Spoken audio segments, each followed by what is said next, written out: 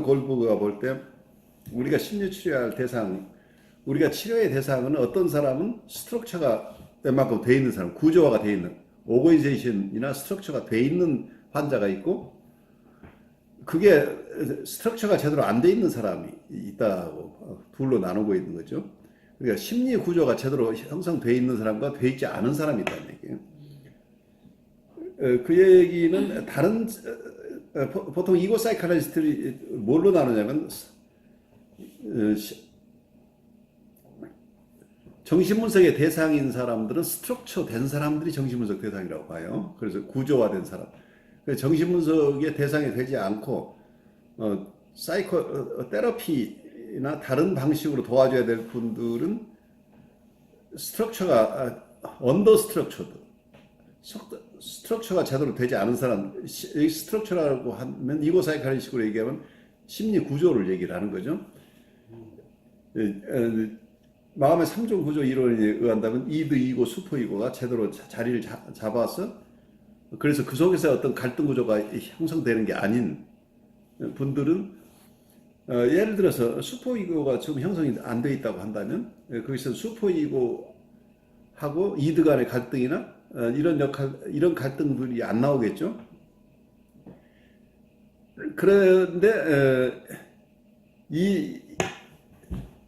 이게 어떤 이고 사이클의 입장에서는 구조화가 된 사람이 정신분석 대상이고 구조화가 되지 않은 사람은 심리치료의 대상이다, 이렇게 얘기를 하고 있는데, 여기에 아놀드 골드버그는 거꾸로 얘기를 하는 거죠.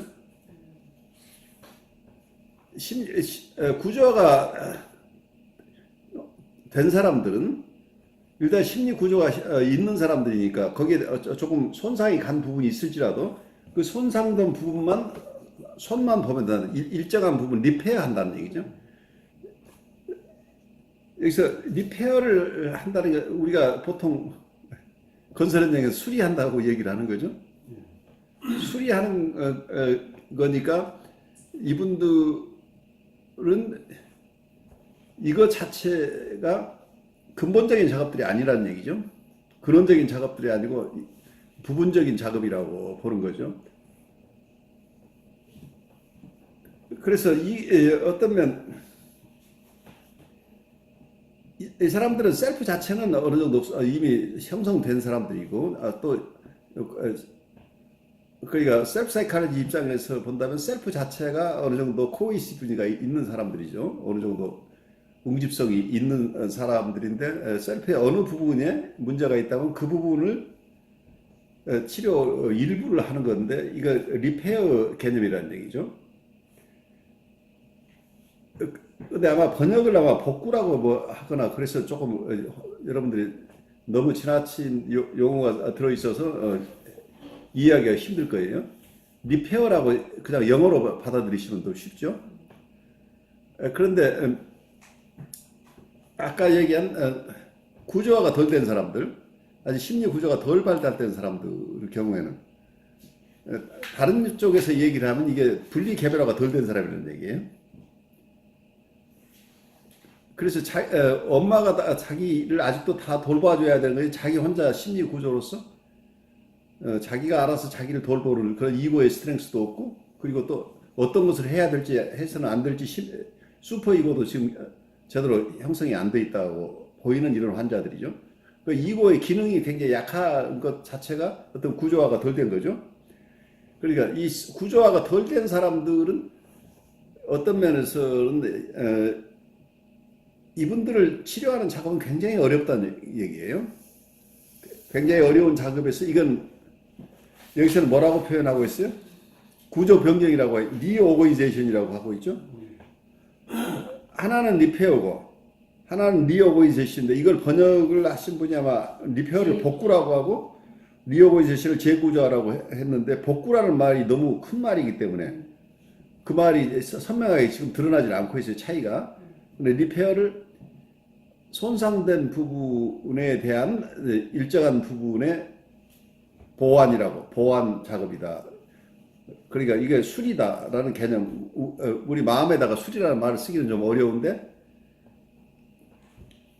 그냥 영어의 개념으로 리페어라고 하는 거죠. 그 전면적인 어떤 그 부분을 완전히 새롭게 만들어내는 작업들이 아니고 이미 있는 것을 조금 수정하는 작업이다. 그러니까 어떤 면은 여기서는 심리 구조나 심리 기구나 또는 여기서 코우식으로 얘기하면 자기 셀프의 일정 부분을 거기에 그 부분을 조금 보완하고 수정하고 미비한 부분을 조금 기워 넣는 정도라는 이런 개념인데,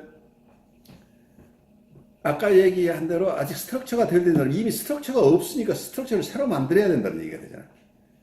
스트럭처가 워낙 미비해서 현재 있는 스트럭처 가지고 쓸 수가 없다는 얘기예요. 이거 자체도 너무 약하다는 얘기예요.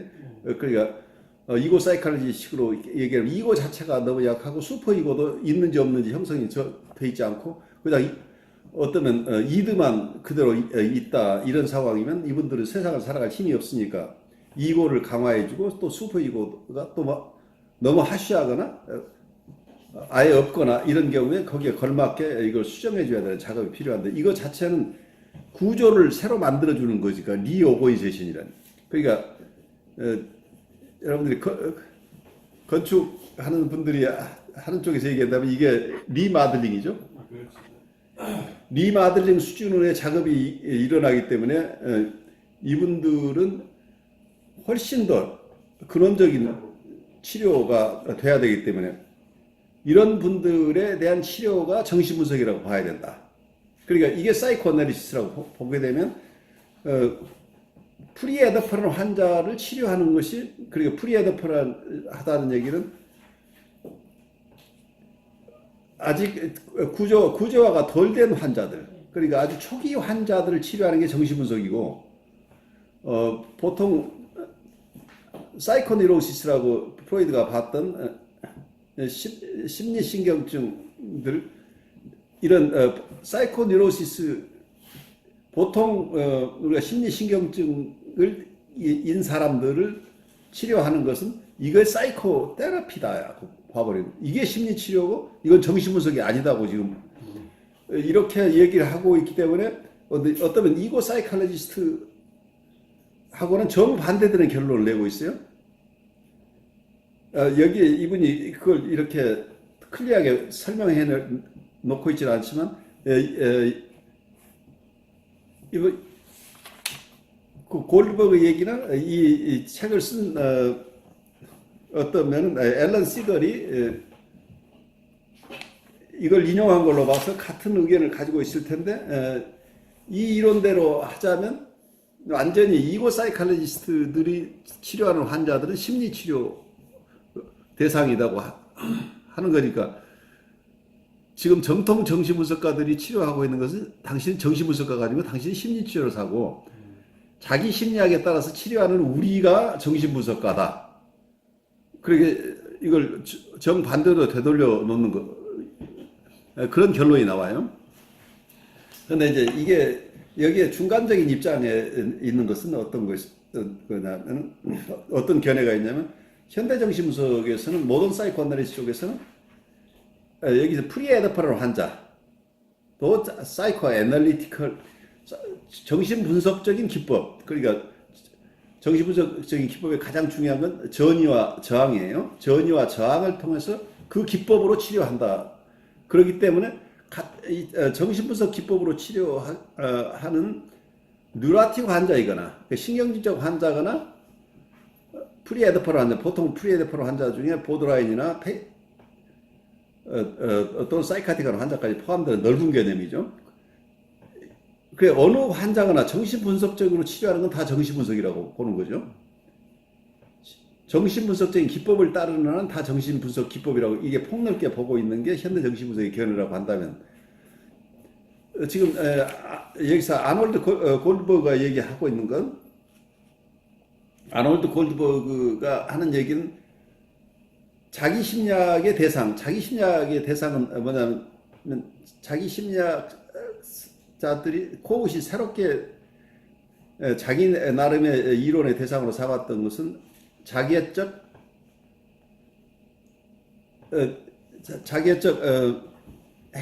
자기애적 행동 장애가 있는 사람이거나 자기애적 성격 장애, 그리고 자기애적 성격 장애나 자기애적 행동 장애,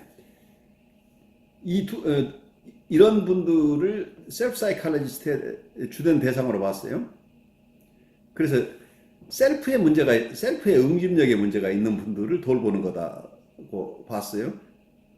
그래서 이런 대상을 치료하는 것이, 그러니까 이 셀프에 디펙트가 있는 사람들을 돌보는 것을 사이코 애널리시스라고 보고, 전통적인 이고 사이칼리스트들이 보고 있는 일반적인 대상이라고 보고 있는 사이코 뉴라틱한 환자들은 심리치료의 대상이라고 거꾸로 얘기를 하고 있어요. 이고 사이클리스트라고 전혀 다른 견해죠. 하지만 코우시 쓴 보드라인이나 사이카틱한 사람들은 정신분석의 대상이 아니라고 보는 점에서 현대 정신분석하고는 또 그 점에서 큰 차이가 나요. 그런데 아주 심한 환자들은 정신분석의 대상이 아니라고 보고, 자기가 보는 자기애적인 문제가 있는 자기애적 성격 장애자, 그리고 자기애적 행동 장애자들, 이분들을 치료하는 게 정신분석이고, 그거보다 좀 나은 이미 구조가 돼 있는 사람들을 치료하는 것은 어떤 면 대부분 심리치료 영역으로 봐야 되지 않겠느냐. 그래서 치료의 목표가 어떠면 재구조화인가 아니면 일정한 부분의 보완인가 하는 점에서 치료 목표를 가지고 정신분석인가 심리치료인가를 구별하자고 이런 새로운 제안을 했어요. 그래서 아마 이 제안을 다른 분들은 받아들이기 어려운 제안을 했겠죠. 하지만 이런 제안이 나온 이유는 코웃이 이 책을 쓸 무렵에 코웃이 돌아가고 나서 직후니까, 그 무렵만 해도 코웃이 공격받은 것처럼 코웃을 따르는 제자들도 너희들은 정신분석가가 아니야 라는 이런 비난 속에서 자기들을 보호하는 논리를 개발한 게 이런 논리를 개발하지 않았을까 싶어요. 이런 논리가 이렇게 출현했다고 하는 것은 그만큼 이분들이 느꼈던 위기감이, 코웃이 정신분석의 어떤 서클로부터 완전히 축출될 때 느꼈던 위기감이나 이 제자들이 코웃이 사망하고 나서 자기들이 느끼는 위기감이 굉장히 컸다는 것을 입증해 주는 게 아닌가 싶어요.